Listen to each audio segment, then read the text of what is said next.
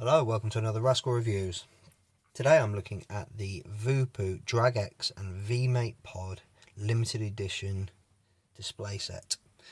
So as you can see from the box, this is the chestnut variety and it's got on the bottom nice to meet you. Obviously a play on words because there's two devices fitted. On this side you've got the social media details of the company. This side is blank. This side you've got the QR code for technical support and the Drag X and VMATE Pod, and on this side is blank again. On the back you've got your contents list, some warnings, contact details of the manufacturer, and you've also got the scratch and check authenticity. So if we take the outer sleeve off, as you can see there, it's now got a nicely presented dual kit. So on this side we've got the Chestnut Drag X, and on this side we have the VMATE Pod system. Inside the accessories pack you get your user manual and your for your VMATE Pod, and your user manual for the Drag X Drag S series.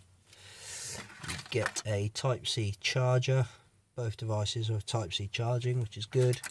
And you get two Drag X coils. I believe one is a 0.3 ohm and the other one is a 0.15 ohm coil. You don't get any spare coils for the VMATE Pod. That's just the way it is. And underneath the box is empty. So if we look at the pod first, it's just a click and it's got your two terminals on the bottom, and it's got a nice size fill hole on the side, and it is just a disposable pod. There's no removable coil on this, so you will be buying the pods as opposed to replaceable coils. Standard little pod. It's just a auto draw function. You've got your airflow hole on the side, you've got your Type-C charging on the bottom, as you can see. Yep, and that's basically it for the pod. It's a nice little simple device, ideal for a nice little mouth-to-lung vape on the hop while you're out and about or at work. Some great flavour. And then you have the Chestnut Drag X. So as you can see, you've got this nice sort of leather, faux leather pad on the back with the drag written on it. You've got your airflow, which is fully adjustable, fully open and fully shut, and anywhere in between. Power button, up down button, Type-C charging port on the front, powered by the Genie chip inside, and Voopoo on that side.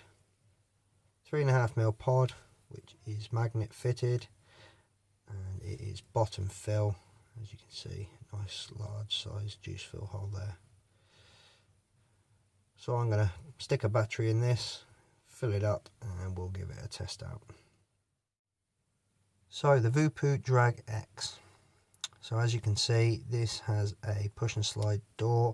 It is quite stiff to start with, but after a few uses it does loosen up. As you can see, marked quite clearly on the door there is the negative. So if we put the battery in, make sure the negative is up to the door, close and push shut. And then obviously on the front is your standard 5 clicks on, 1, 2, 3, 4, 5, and it comes up with the Voopoo Genie drag chip.